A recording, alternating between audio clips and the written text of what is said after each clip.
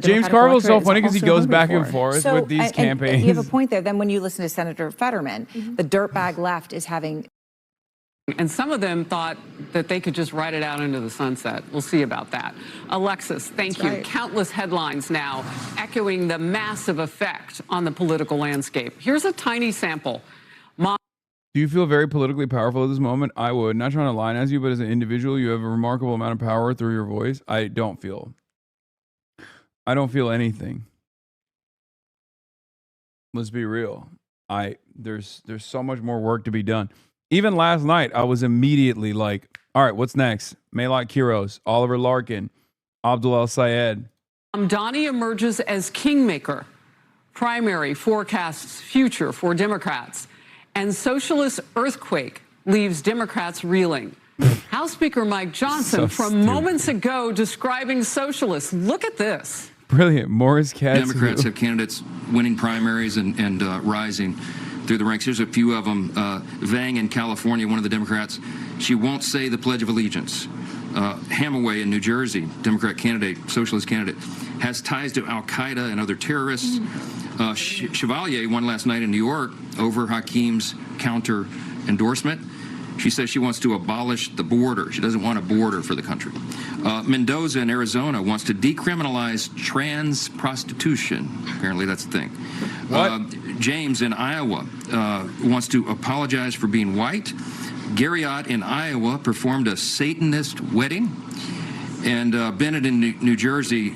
what the fuck are these guys even? I don't even know who half these people are. And I also don't know what the fuck they're talking about.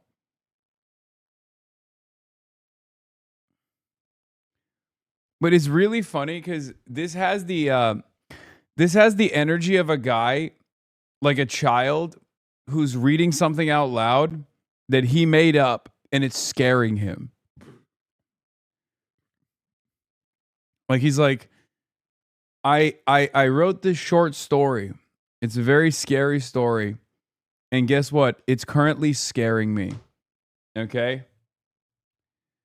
Oh, is Claire on Aaron Burnett? Let's go. That's good. Good stuff. Let's hear what Claire has to say to the CNN audience. Very exciting. God damn it. Fucking stupid ass ads. God damn it.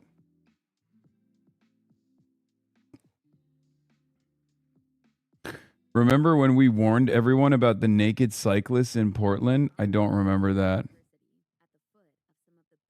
Knocked off incumbent House Democrats, and two ran as Democratic socialists. One of them, Claire Valdez, is my next guest. She's a state assemblywoman who supports policies which include universal rent control, Medicare for all, shrinking the private sector, growing the public sector, abolishing ICE, and ending all arms sales to Israel and supporting Palestinian statehood. Out front now, State Assemblywoman Claire Valdez, and this is her first national interview since her win. And obviously, it's a win that has sent shockwaves through the Democratic Party, through the Republican Party, you name it. Assemblywoman, you know, what do you think, now you've had not even 24 hours here, what do you think your victory means? I think it means that the movement that elected Zoran Mamdani last year continues, and that the movement that has been fighting for working class New Yorkers for years before his election continues. We have a lot to win, and when we go to working people, when we say, you know, this is our platform, we want to fight for you, we want to fight to abolish ICE and win Medicare for all, to make your lives more dignified and affordable, to empower workers, that resonates with people, and we win. And so I'm very proud of the campaign. It's interesting in the context when you talk about housing and affordability, how central that is. And obviously in Washington, that bipartisan bill was torpedoed today by the president because he wants his voting bill. He is seizing, though, as are other Republicans, on your victory and other victories by Democratic Socialists here in New York as a negative. Let me just play some of what they've said. Well, they're going radical left. They're going really, you know, you talk about the Democrat Socialists, it's really communist. These are the times that Reagan was warning about.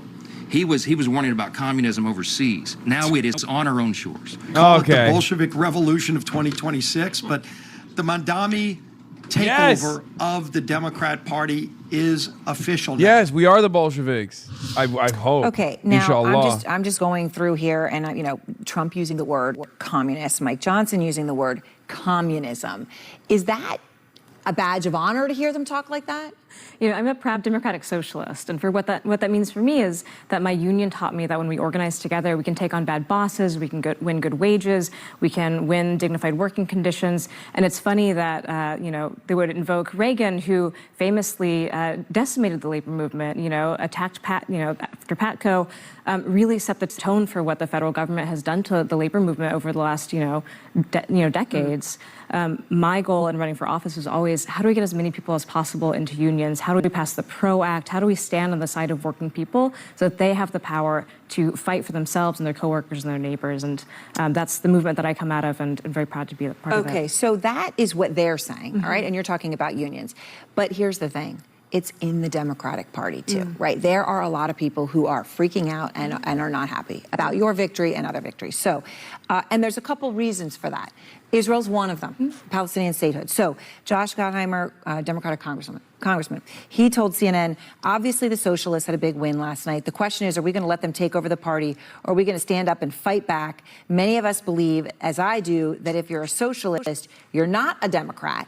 And two other prominent Democrats, one a senator, one a prominent strategist that you've probably known of your whole life, have also come out for other reasons criticizing. Here they are.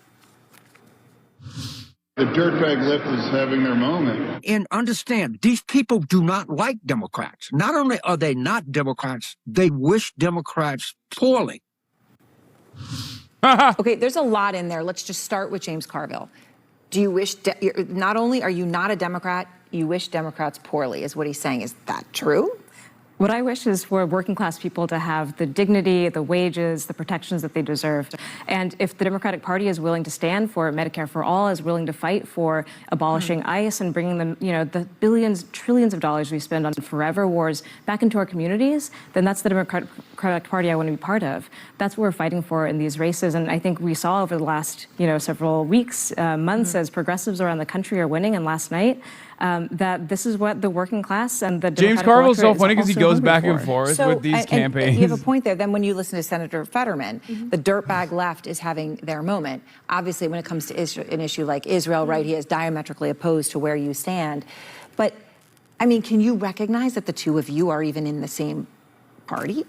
It's a big party. It's a big tent party. And I think what's important for me right now is saying that we won with a mandate in this race. We won across the entire district, and that the message that we had at the doors resonated. People want affordability. They want politicians who will stand up against ICE, who will stand up against forever wars, and who want to see the resources that we pour into agencies that do not make us safer back into our neighborhoods and in hospitals and in healthcare and education, the things that actually make lives dignified and beautiful here in New York 7.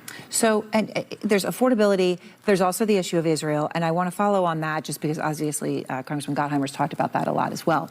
Is the party big tent enough that you can be in the same party where you support Palestinian statehood and are talking about genocide with people who support arms sales to Israel and Israel's actions in this war and in Lebanon? Is the tent big enough to include a John Fetterman and a you on that issue? What I'd say is that the people who do not agree with me, that we should not be aiding and abetting a genocide and occupation, that the Democratic electorate does not reflect that position by far and large. The Democratic electorate wants to see us pull resources away from that and, again, put them back into our communities. They don't want to see our tax dollars going to fund a genocide, apartheid, occupation. They're tired of that. And we heard this over and over again at the doors. But this is an opinion that is reflected across the entire country. It's not just in New York City. And I think that Democrats would be well advised to listen to the people who put them in their offices when they say that. All right, Assemblywoman Valdez, I appreciate your time, and thank you for taking the time to talk to us. Thank you so much for having me. And